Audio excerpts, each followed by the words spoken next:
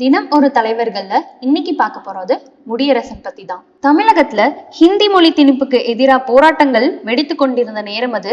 1964ல முடியரசனோட பூங்கொடி மொழிக்கொரு காப்பியம் அப்படின்ற கவிதை நூல் வெளியாயிருக்கும். தமிழ் உணர்வாளர்களையும் இளைஞர்களையும் இந்த நூலில் உள்ள கவிதைகள் வீறு கொள்ள சென்றது. இந்த நூல் தடை செய்யப்பட்டதோடு இந்த நூலை எழுதிய முடியரசன் மீது ஹிந்தி எதிர்ப்பு போராட்டத்துல ஈடுபட்டதாக கூறி வழக்கும் தொடரப்பட்டது.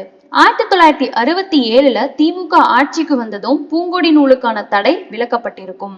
மொழி போர்ல முக்கிய பங்கு வகித்த போதிலும் திமுக ஆட்சிக்கு வந்த பிறகு அரசு பதவிகள் எதையும் ஏற்றுக்கொள்ள மறுத்தவர் முடியரசன். மு. கருணாநிதி, எம்ஜிஆர் ஆட்சி காலங்கள்ல அரசவை கவிஞராகவும் வாய்ப்பு அவரை தேடி வந்த போதும் தனது அரசியல் கொள்கைகளுக்கு அரசு பொறுப்புகள் தடையாக இருக்கும் அப்படின்ட்டு அந்த வாய்ப்புகளை மறுத்தவர் முடியரசன். இவரோட இயற்பெயர் அப்படின்னு பார்த்தோம்னா துரைராசு. பிறந்த ஆண்டு 1920 அக்டோபர் 7ல. சொந்த ஊர் பெரியங்குளம், மதுரை மாவட்டம்.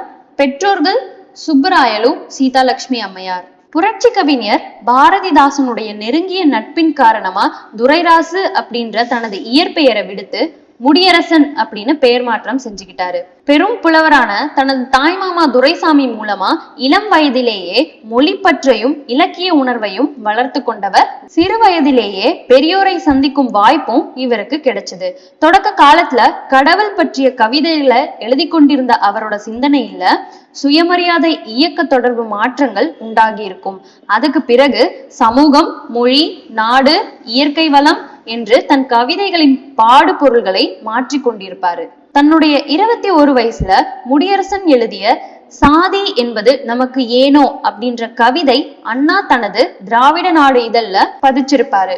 முடியரசனின் கவிதைகளிலிருந்து தமிழின் செழுமை உணர்ச்சி அண்ணாவை கவர்ந்திருக்கும்.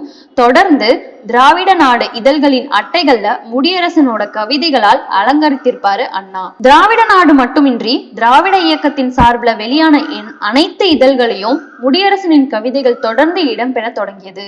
1945ல திருப்பத்தூர்ல பெரியாரோட தலைமையில நடந்த திராவிட கழக மாநாட்டுல தான் முடியரசனும் அண்ணாவுக்குமான நேரடி சந்திப்பு முதலா நிகழ்ந்தது. கவிஞன் யார் என்பதற்கான எடுத்துக்காட்டுதான் ஐயா திராவிட இயக்க பகுத்தறிவு கவிஞர் முடியரசன் என்று பெரியாராலும் பாராட்டப்பட்டவர். திராவிட நாட்டின் வானம்பாடி கவிஞர் முடியரசன் ஆவார் அப்படின்னு அறிஞர் அண்ணாவால பாராட்டப்பட்டவர். திரு குன்றக்குடி அடிகளார் கவியரசு அப்படின்ற பட்டத்தை முடியரசனுக்கு வழங்கியிருப்பாங்க.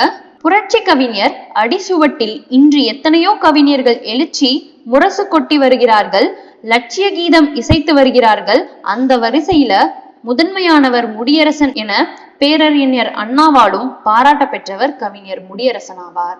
பாரதிதாசனின் பாராட்டு. கவியரங்க மேடைகளிலும் அனல் பறக்கும் கவிதைகளை பாடினார். அவை பின்னாளில் கவியரங்கில் முடியரசன் அப்படின்னு தலைப்புல நூலா வெளியே வந்திருக்கும். 1954ல முடியரசன் கவிதைகள் அப்படின்ற நூல் வெளியாயிருக்கும்.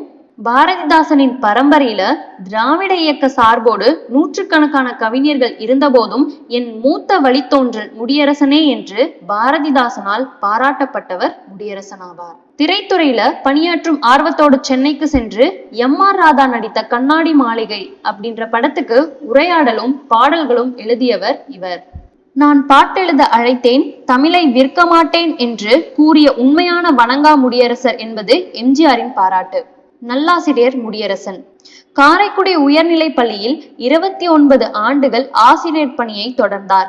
சிறப்பான கல்வி பணிக்காக 1974ல நல்லாசிரியர் விருதை இவர் பெற்றிருப்பார். பாவேந்தர் வழியில் பாட்டு பறவையாக கவிவானில் பாடி பறந்த முடியரசன் என்ற குயில் அகவை 79, வயது 79ல 3/12/1998ல அவர் மறைந்திருப்பார். தன்னுடைய மறைவின் பொழுது சடங்குகள் சம்பிரதாயங்கள் வேண்டாம் அப்படின்னு கூறி கவிஞர் அதன்படியே நிறைவேற செய்தவர் முடியரசன் ஆவார். முடியரசனின் காவியங்கள் அப்படின்னு பார்த்தோம்னா பூங்கொடி 1964ல வெளியாயிருக்கும். கவியரங்கில் முடியரசன், வீர காவியம், ஊன்றுகோல் 1983ல வெளியாயிருக்கும். அவரோட கவிதை தொகுப்புகள் காவியப்பாவை 1960, முடியரசன் கவிதைகள் 1954, கவியரங்கில் முடியரசன் 1960, பாடுங்குயில் 1986. முடியரசனின் நூல்கள் பல. பாடுங்குயில், நெஞ்சு பொறுக்கவில்லையே, மனிதனை தேடுகிறேன், தமிழ் முழக்கம், நெஞ்சிற் பூத்தவை, ஞாயிறும் திங்களும், வள்ளுவர் கோட்டம், புதியதோர் விதி செய்வோம், எக்கோவின் காதல், தாய்மொழி காப்போம், மனிதரை கண்டு கொண்டேன், எப்படி வளரும் தமிழ் ஆகிய பல படைப்புகளை படைத்தவர் முடியரசன் ஆவார். நன்றி.